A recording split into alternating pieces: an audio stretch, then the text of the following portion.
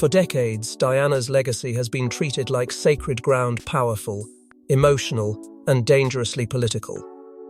But now the palace has confirmed something that changes the internal balance overnight. Diana's estate will transfer directly to Catherine. Not shared, not managed, not delayed, directly. And that single word ignites panic, because it doesn't just move money, it moves influence, symbolism, and control. And once that legacy changes hands, the monarchy can't pretend it's business as usual. Before we go deeper into what this really means for the royal family, make sure to subscribe so you don't miss a single update. The confirmation doesn't land like a calm update. It lands like a forced exhale from an institution that hates being cornered by truth. Because if this were simple, it would have been handled quietly, wrapped in polite language, filed away under private arrangements. But it isn't simple. The palace's tone feels controlled, almost too controlled, like they're reacting to something they can't stop rather than announcing something they chose. And in royal life, that distinction matters. When the palace sounds like it's managing damage instead of celebrating legacy, it tells you there's pressure behind the curtains, pressure from timelines, from internal resistance, from something already leaking into places it shouldn't. They frame it as legal, inevitable, almost boring. But the timing refuses to feel boring. The timing feels strategic, like a move made at the exact moment it would shift the board most violently. Because Diana's name is not just history, it is currency, it is loyalty, it is public emotion still burning decades later. Whoever holds her legacy holds a kind of power the palace cannot manufacture. It is the rare power of sympathy, deep, instinctive, protective. And that is precisely why directly to Catherine is more than a transfer. It is a statement, a decision that places Diana's symbolic weight into the hands of the one royal figure the public has been trained to trust. That is what makes it emotionally explosive. Catherine isn't inheriting a set of assets, she's inheriting a storm. Diana's legacy is sacred ground, but sacred ground is also contested ground. It brings out devotion, yes, but it also brings out resentment. Old rivalries, quiet jealousy, the kind of bitterness that survives behind smiles and surfaces only when power shifts. The moment the palace confirms the transfer, you can almost feel the ripple moving through the household rooms, recalculating, loyalties adjusting, people doing mental arithmetic on what this means for their access, their influence, their future. Because inside the palace, power is rarely announced. It is sensed. And this shift is impossible to miss.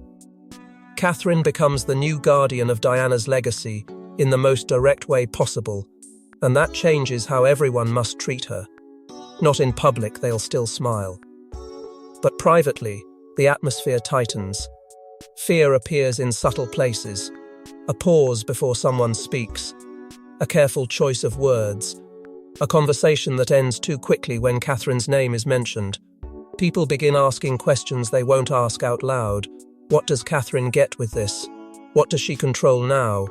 What can she influence simply by holding it? And most dangerously, who does this weaken?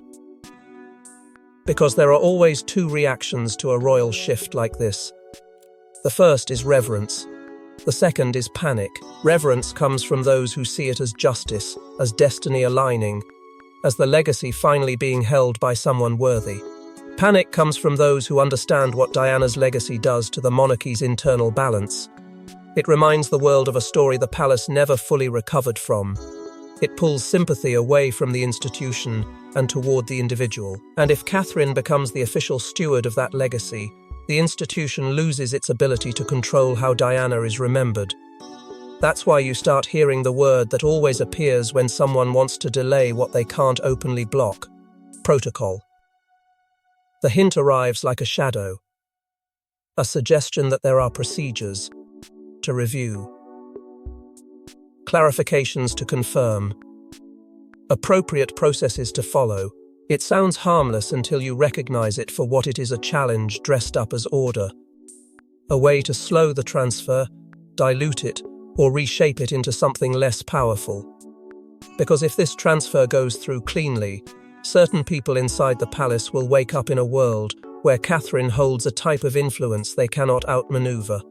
And just as Catherine is trying to understand what the transfer truly means, something else surfaces quietly, almost accidentally, like a second door cracking open behind the first. She learns there's another component to the estate nobody mentioned. Not in the confirmation, not in the polite briefings, not in the reassuring conversations meant to keep her calm. Something additional. Something that makes people's eyes shift when it's brought up. Something that doesn't just add value, it adds danger. And the moment Catherine realizes it exists, she understands why the palace sounded forced in the first place. Because this transfer isn't only about legacy, it's about leverage. And as word spreads through the palace, one question starts haunting every private room: who benefits from this transfer, and who is about to lose everything. The public assumes estates move through bloodlines, not marriage. But Diana was never ordinary, and neither were her final protections. Because once you look closer, the transfer to Catherine doesn't feel like a surprise. It feels like a plan, a clause quietly waiting for the right conditions, written to keep Diana's legacy from being diluted, weaponized, or dragged into internal warfare. And now that clause has activated, right when the family is at its most divided.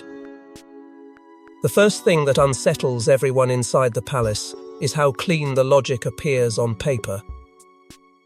Not emotional, not sentimental, structured, deliberate. Almost as if Diana understood that if she left her legacy to be handled by goodwill alone, it would be torn apart the moment the family's unity cracked. So instead, the story begins to take shape around a hidden instruction, an idea that sounds like legal caution, but feels like personal wisdom. Diana's legacy must go to a stabilizing guardian. Someone who can hold it without turning it into a weapon. Someone who can carry it without being consumed by it. And that is exactly why Catherine fits the profile in a way that makes people uncomfortable. She has public trust in a rare, almost untouchable form. She is disciplined, restrained, careful with emotion, even when emotion is storming inside her. And more importantly, she represents continuity without chaos. Future Queen credibility isn't just a title in waiting, it's a shield. It is the kind of credibility the palace depends on when everything else becomes unpredictable. If Diana's legacy had to be kept safe from internal warfare, the safest hands are the ones least likely to use it for revenge. That's where the dread deepens, because it suggests something else. Diana anticipated the conflict. She didn't just fear the press, she feared the family. Not because she hated them, but because she knew how power works behind polite smiles. She knew how quickly grief becomes strategy, how legacy becomes leverage, how assets become symbols and symbols become threats. A hidden clause written to prevent dilution is also a clause written to prevent manipulation. It implies Diana believed that without strict guardrails, her name would be pulled in opposite directions until it meant nothing at all, or until it became a tool in someone else's hands. William feels that tension more sharply than anyone. On one level, there's relief, a steadying comfort in knowing his mother's legacy will sit with the woman he trusts most to protect it with dignity. But relief comes with fear, because William also understands the consequences. Diana's legacy is not neutral, it's emotional dynamite. And if a clause has activated, it means the moment it was designed for has arrived an internal climate where unity can't be assumed.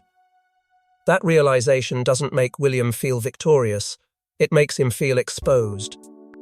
Because when the past resurfaces with legal force, the present has to answer for it.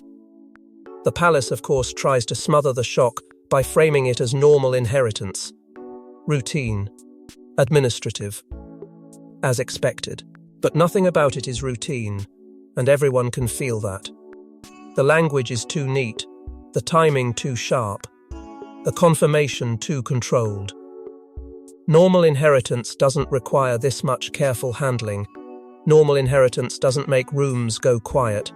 Normal inheritance doesn't make senior figures start asking, privately, what Catherine will now hold beyond wealth, what influence she gains simply by being the person who receives Diana directly. And then the resistance begins, not loudly, but in the only form the palace can use without looking guilty, technical doubt.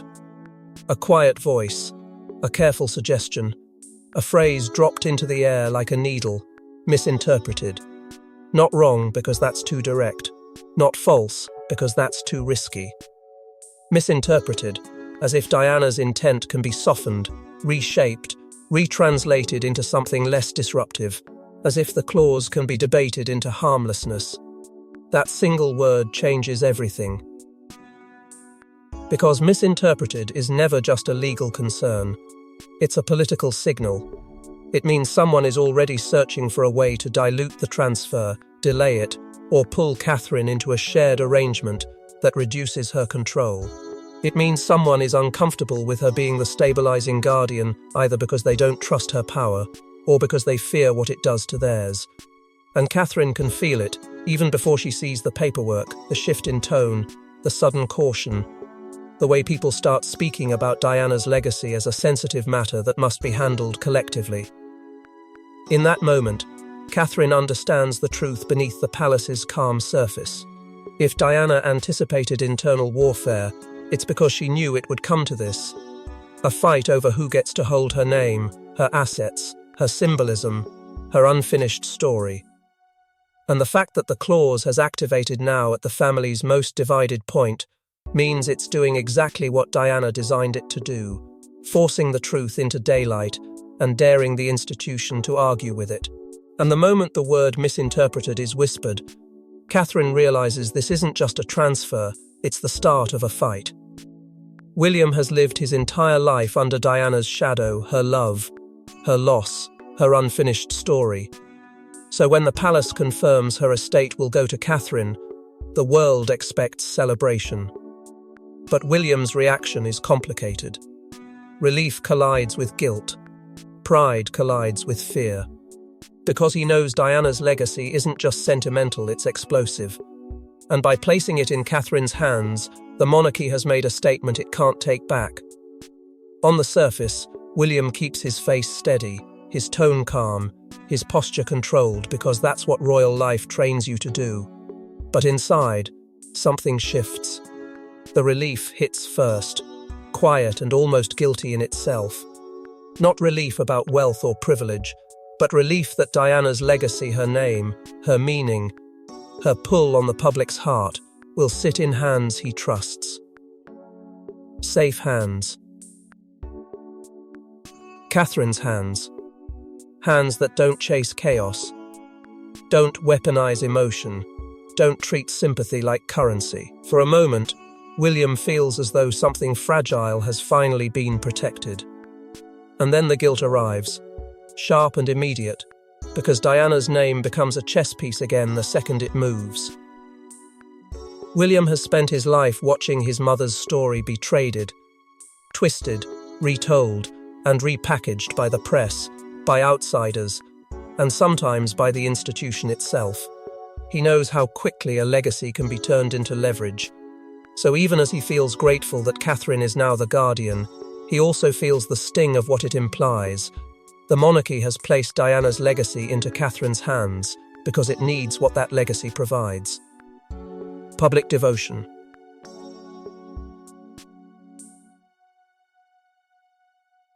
Moral authority.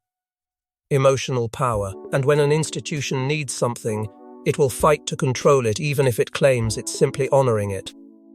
That's why William's vow flares up inside him like an old promise being dragged back into the light. Catherine will never be left exposed the way Diana was. Not emotionally. Not publicly. Not privately. Because he remembers the cost of being admired and hunted at the same time. He remembers how the palace can smile while pressure builds behind closed doors. How support can turn into silence the moment you become inconvenient. William looks at Catherine and doesn't see a new holder of assets. He sees the woman who will become a target the moment others realize what she now represents. And the backlash begins exactly where William predicted it would, inside the family, inside the household, inside the quiet rooms where power is measured and resented. The palace runs on controlled appearances, but behind closed doors it runs on power. And Diana's estate moving to Catherine shifts that power instantly, because whoever holds Diana's legacy doesn't just hold assets, they hold symbolism the public still worships. That kind of influence makes people nervous. It makes them jealous. It makes them desperate. And suddenly, Catherine isn't just admired, she's watched, because resentment always needs a target, and now the target is clear. It starts with optics, always optics.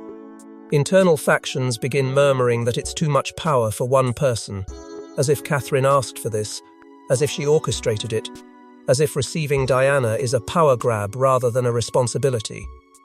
Someone begins framing Catherine as a problem, not openly, not boldly, but through insinuation, through phrases like balance and shared stewardship, the careful language of people who want to dilute her influence without admitting that's what they're doing.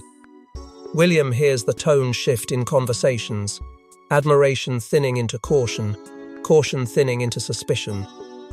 Catherine feels it too, not in a dramatic confrontation, but in subtle coldness, in how certain people stop meeting her eyes, in how meetings become shorter, in how reassurance sounds rehearsed and kindness feels conditional. A private campaign begins to form quiet enough to deny, strong enough to shape outcomes.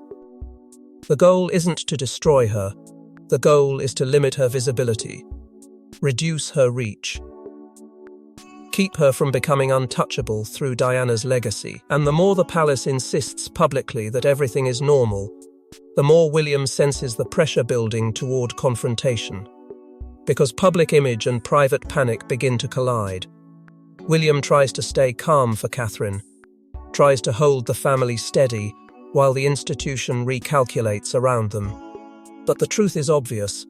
This transfer has changed the internal balance, and the people who feel themselves losing ground will not accept it quietly.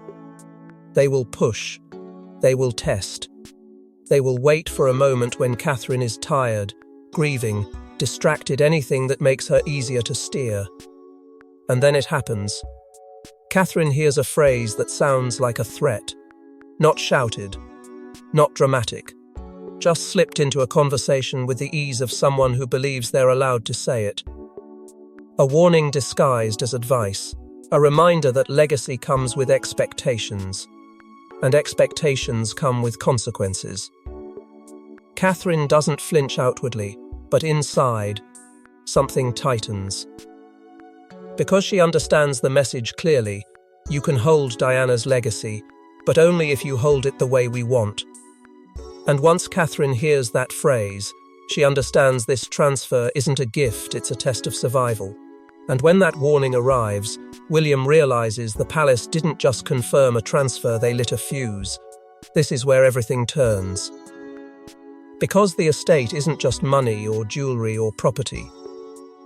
There's a second component, one the palace didn't highlight, one they hoped would stay quiet.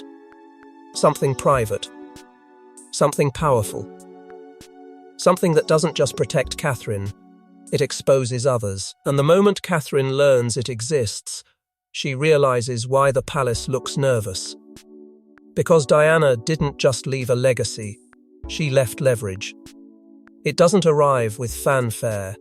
It's hinted at in cautious phrasing, in glances that last a fraction too long, in the way certain people suddenly become overly attentive to procedure. A sealed archive, letters, instructions, private records kept away from the noise, protected not just by locks but by silence. The kind of silence that isn't about respect, it's about fear. Because the moment it becomes known that Catherine holds something Diana left behind beyond the public-facing legacy, the entire palace has to confront a reality it hates. Truth cannot be managed once it has a guardian who isn't easily pressured, and Catherine feels the weight immediately.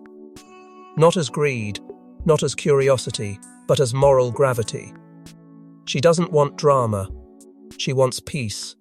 She wants stability for her children, for her marriage, for the monarchy she has spent years strengthening with discipline and restraint. But truth has weight, and weight changes people. The moment she understands what this second component could contain, unfinished thoughts, private warnings, instructions that were never meant for public eyes, she realizes the palace's panic isn't about inheritance. It's about exposure. It's about who gets named in silence, who gets protected by omission, who gets revealed by a single document being acknowledged aloud.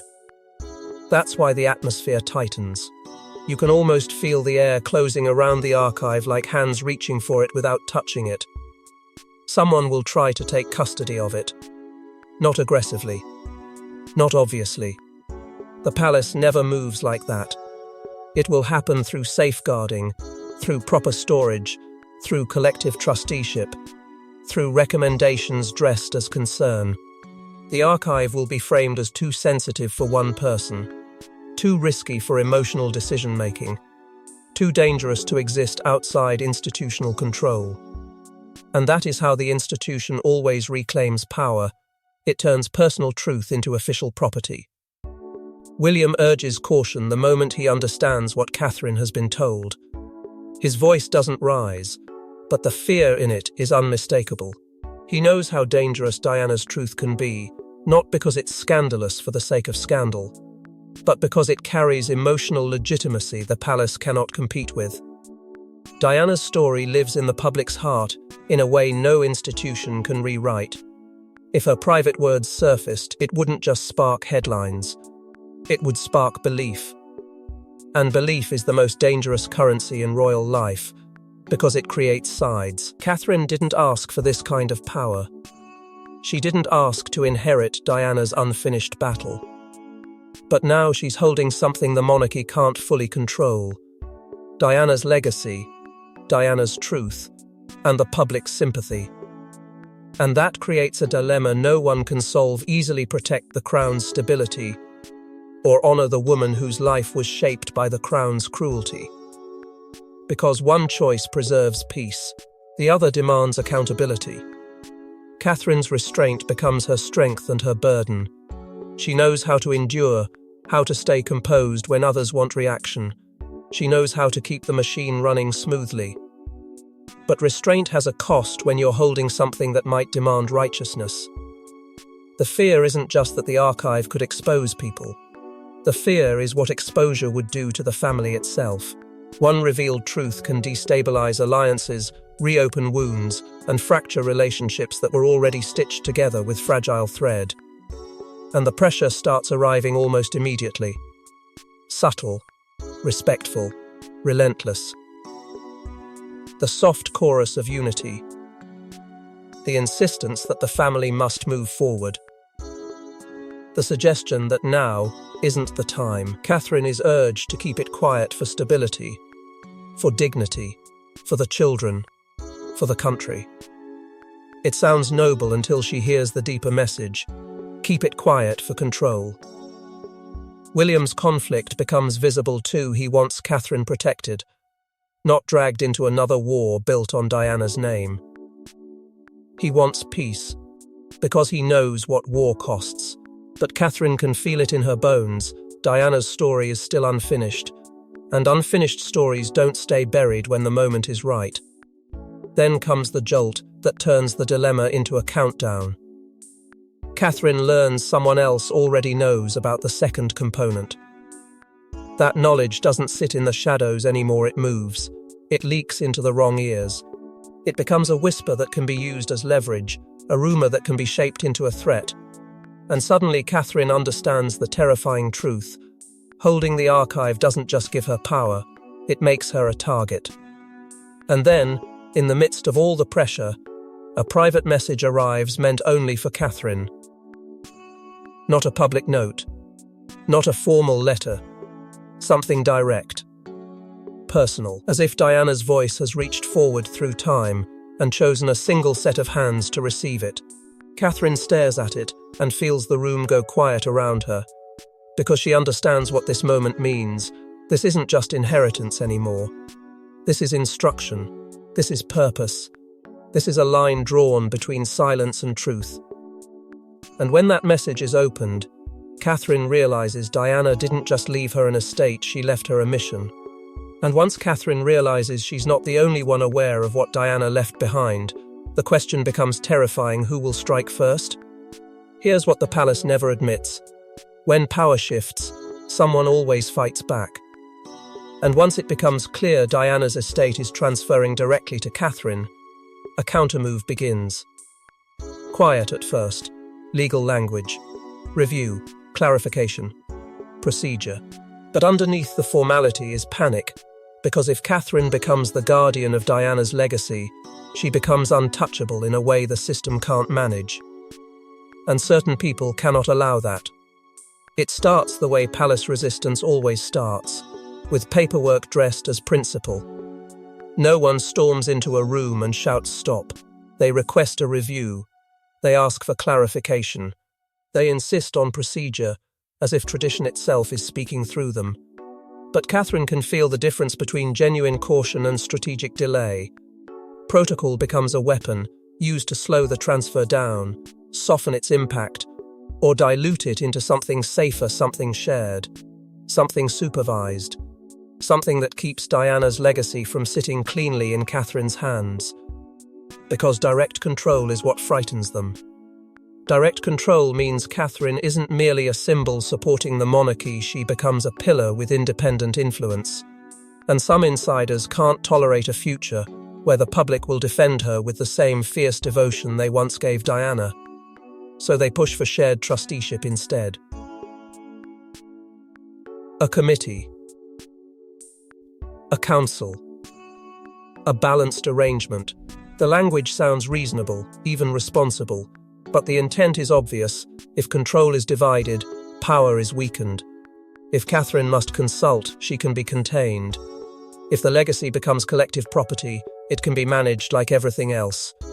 And then the pressure tactics begin, subtle, sophisticated, hard to prove. Invitations shift, schedules tighten, access becomes strangely complicated. Conversations turn colder without anyone admitting why. Catherine is never threatened directly. She's nudged toward compliance through isolation, made to feel that resisting will create unnecessary strain. This is how the palace punishes without leaving fingerprints. This is how it trains people to surrender and call it unity. William feels it building toward confrontation, and it ignites something fierce in him. He has lived through what happens when Diana's name becomes a battlefield, and he refuses to watch it happen again, especially not with Catherine as the new target. The moment he senses interference, he pushes back, not loudly, but firmly. He questions motives, he challenges delays, he refuses to accept that procedure should suddenly matter more than Diana's intent, and that refusal makes the room tense, because the palace does not like being confronted with moral clarity. It prefers ambiguity. It prefers slow, quiet control. Catherine, meanwhile, is tested in the most painful way possible: comply for peace or resist for integrity. Peace would mean accepting the softened version of the transfer, letting others share what was meant for her, allowing the palace to shape Diana's legacy into something harmless. Integrity would mean insisting on the direct transfer and accepting that the moment she does, she becomes the center of a quiet war. Catherine understands what the institution is really asking her to do, not to protect the monarchy, but to protect those inside it who fear what she represents. And then she sees it, the fingerprints behind the resistance. Not a dramatic confession, but a pattern that points to the same hands, the same circle, the same agenda. The kind of people who never appear hostile, but always seem to benefit when someone else is weakened. The moment Catherine recognizes who is truly behind the countermove, something inside her steadies. The confusion disappears, the fear hardens into focus, because now she knows the fight was never about legal details, it was about control. This is the moment that changes the monarchy's future. Not a coronation, not a scandal headline. A transfer of legacy so powerful it rewrites loyalty inside the palace. Because once Diana's estate becomes Catherine's, Catherine becomes something rare in royal life, a figure with independent influence the public will defend. And that forces the monarchy to embrace this shift, try to contain it, or risk tearing itself apart resisting it. The stability of the monarchy becomes conditional, because trust must be earned now, not demanded. Catherine's role transforms in real time.